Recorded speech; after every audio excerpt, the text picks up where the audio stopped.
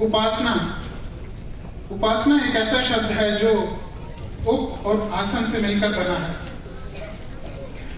उप का अर्थ है पास और आसन का अर्थ है बैठना। इस तरह से उपासना का अर्थ हुआ पास बैठना। जब एक भक्त अपने ईश्वर की उपासना करता है पूजा और अर्चना के द्वारा,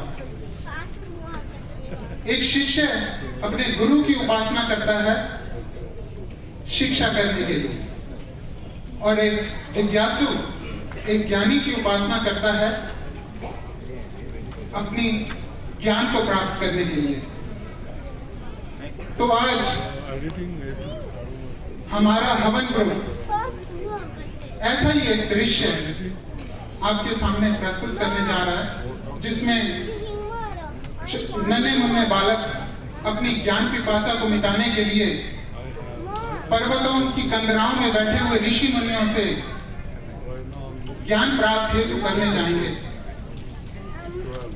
वे जानना चाहते हैं कि हिंदुओं के कर्म कांड जैसे कि यज्ञ, हवन इत्यादि क्या है।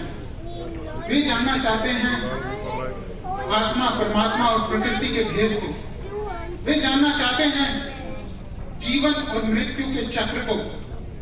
वे जानना चाहते हैं पुनर्जन्म को,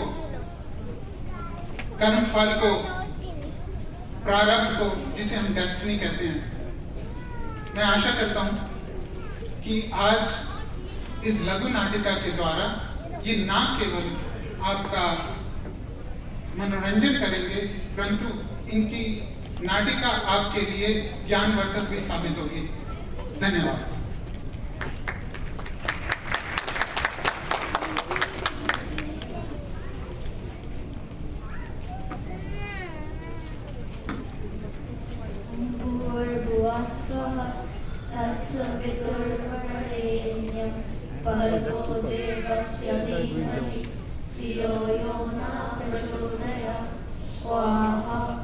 It is such a beautiful morning. Do you want to go to the woods and play? Yes, let's go.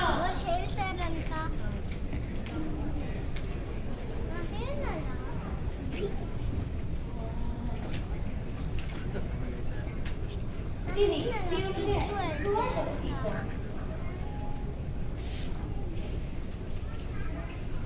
What are they doing? They are Hindu Munis performing yajna. Didi, what is Hindu? Didi, what is yajna? Didi, why do they do yajna? Why do they make fire? These are some excellent questions. Why don't we go and ask them? Namaste, Munivar. Please accept our salutation. Ayushman Bhava. What is the reason of your arrival? Today, our curiosity has brought us here. We have often seen you before. We have come here to ask you some questions about this country. We're also interested about finding out. Ask your questions without hesitation. What is yajna? Yajna is a sacrificial ritual done to pray and worship Sukhyam with total surrender to God. What does sacrificial ritual mean? Tell us in detail. The goal of the human being is to break the cycle of action and attachment. According to Hinduism, actions lead to attachment, and attachments are the root cause of action. To break this cycle, one must complete every action with complete surrender to God. In chapter 3 of the Bhagavad Gita, Lord Krishna tells Arjuna, everyone is bound to the universe except for those who act for the sake of the Supreme Lord. To break this cycle, one should engage in action for the purpose of sacrifice. It is also called a Abhimodan or Hawan. The spirit of self-sacrifice or selflessness is present in the physical ritual itself. Havan comes from the Sanskrit word meaning self-sacrifice or giving. It is one such act where the benefits of its actions are not limited to its doer.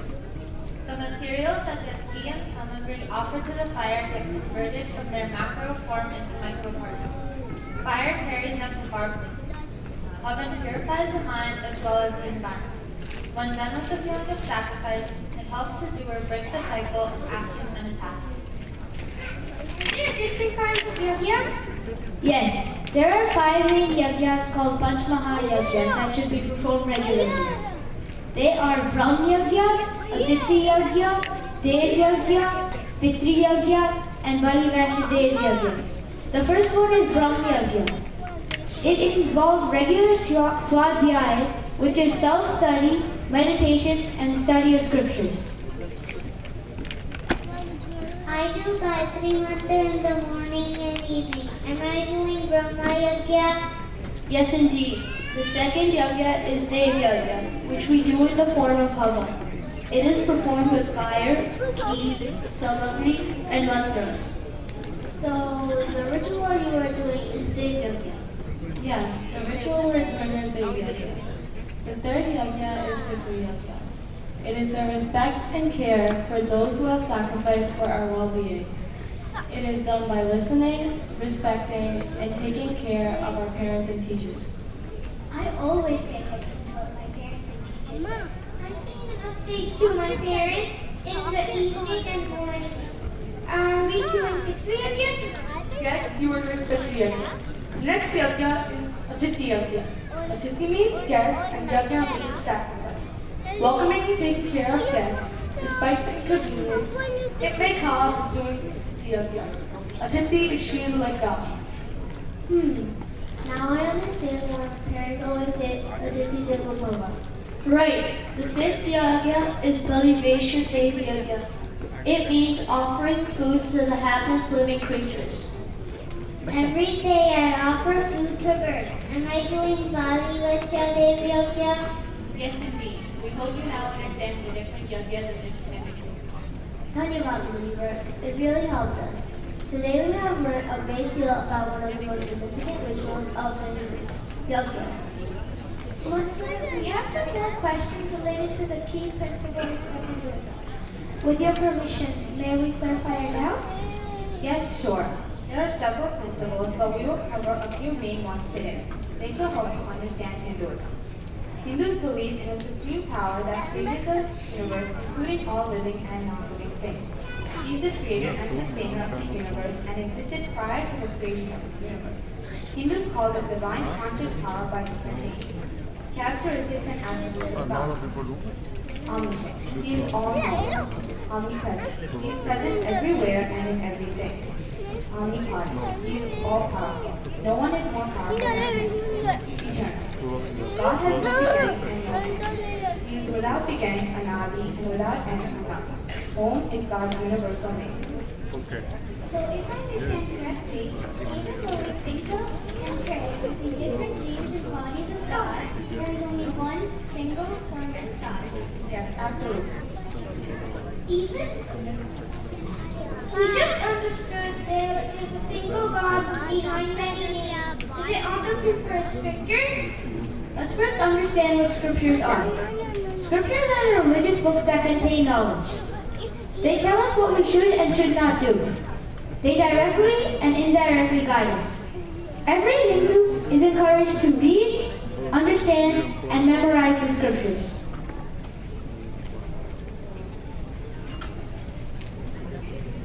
Where does the soul come from? Where does the soul go after death?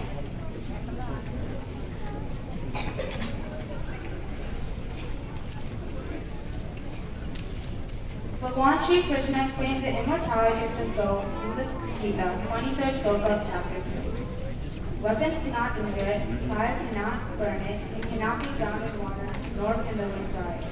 At the time of death, the soul does not die. It simply leaves the body.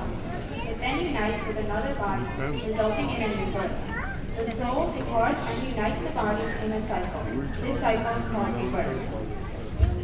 In fact, the term death is not even used in the Gita.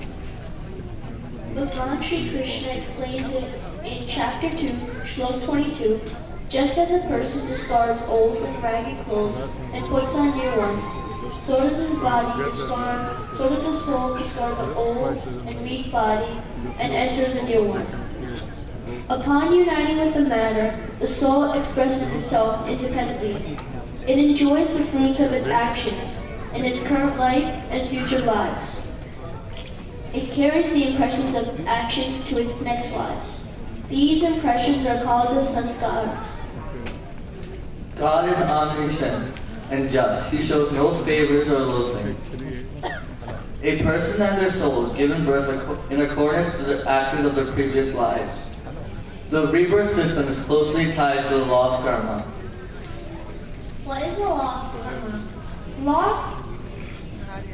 In Hinduism, there is an old and potent saying, as you sow, so shall you reap. This very aptly describes the law of karma. It means that if you do good things will happen to you, and if you do bad things happen to you. Law of karma states that a person reaps the fruits of his or her own actions. We can see many examples in daily life. A person who drives recklessly meets with accidents. A person who eats too much falls sick, and students get grades in accordance to hard work. A person always undergoes consequences of his or her actions.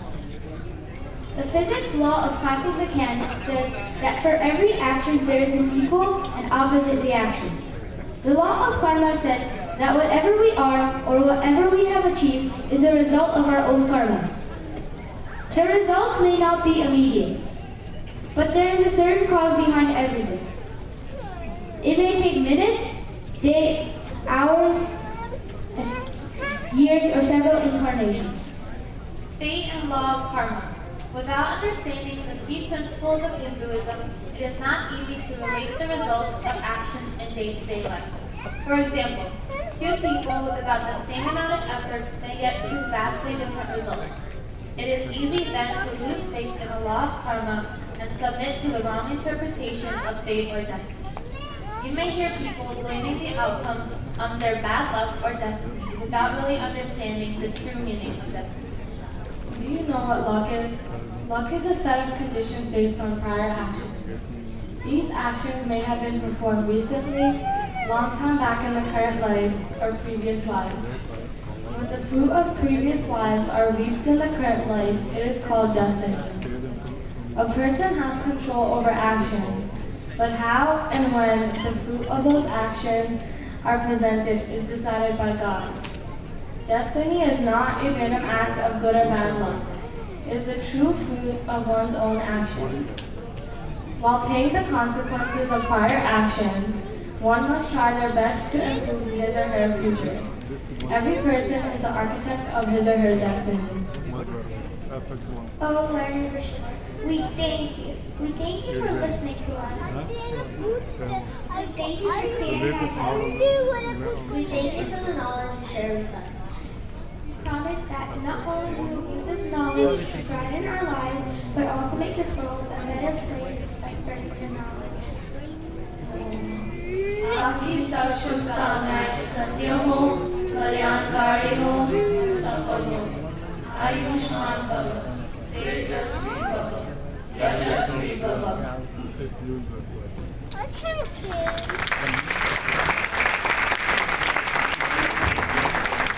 Great job, kids. Can we have a big O for them? Okay, so now what we'll do is we'll do our next trivia question. The question is, where was Swami Vivekananda born?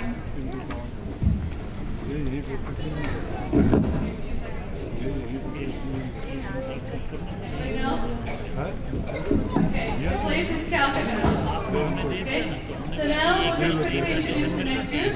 The next group is Sri Radha Music Institute, and it's run by Jai Shri Chandrasekhar and Parsonal. She trains her students in Carnatic classical music. So without further ado, I will introduce the students. Rahul Swaminathan, Andal Ilanko, Dikshita, Neha Tati, Shrikar Iyer, Ashwini Shreya, and Smriti Satya. And they will be singing a few bhajans for us.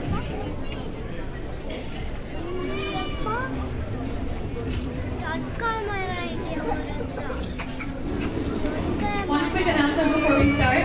There is a Karma Yoga booth right outside these doors, and there are a few doctors that came from Washington, D.C., and they just want you to donate your bone marrow sample, which is like a small swab of your skin, if you're between the ages of 18 and 44. So if you're interested in doing that, you can just go outside these doors and